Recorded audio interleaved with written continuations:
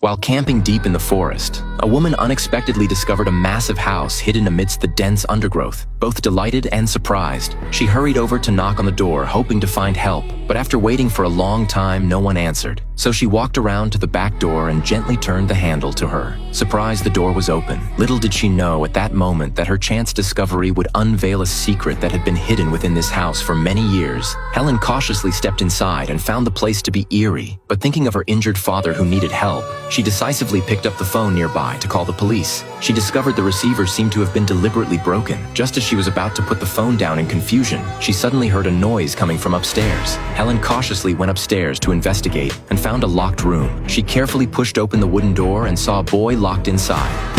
Please help me. Where's my sister? Where's my sister? Where's my sister?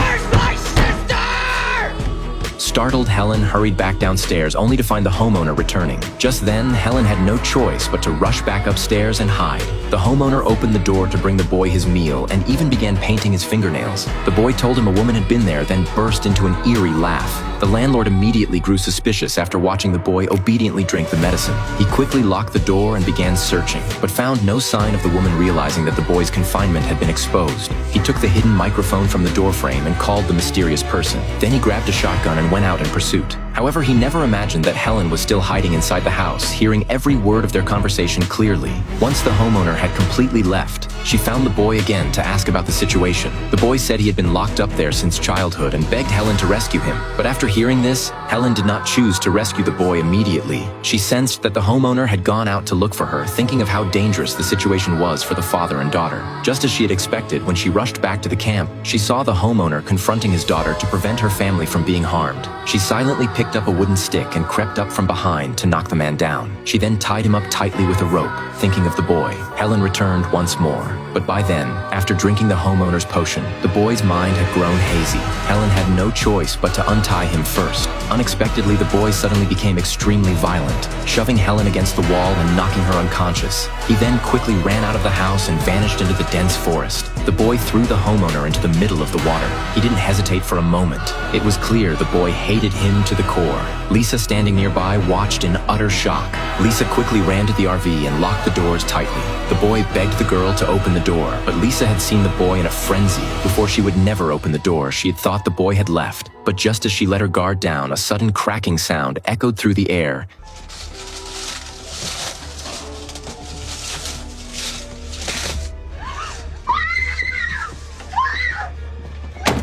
Seeing the girl hiding in the bathroom, the boy began to tell his story. It turned out he and his sister had been imprisoned in the house since childhood and were forced to take hallucinogenic drugs every day.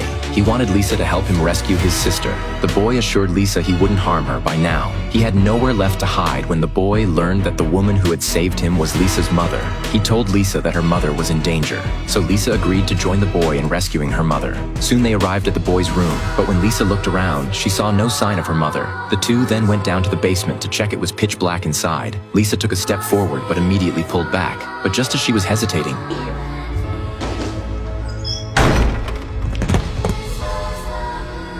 Helen, who had been knocked unconscious, woke up again. She realized she had been tied to the bed. A strange woman appeared beside her. She claimed to be the boy's mother after learning that her husband had been murdered. She said she would make the family pay the price. She then drove away from the house. Helen struggled desperately to break free from the ropes and finally managed to cut through the leather straps after a thorough search. They finally found her daughter in the basement. But strangely, there was also a little girl beside her, her face unrecognizable, bound tightly with iron chains. The boy told them she was his sister. Time was running out. There was no time to think. Helen had no choice but to take both of them away first. But just as they stepped out of the room, the homeowner's wife drove back.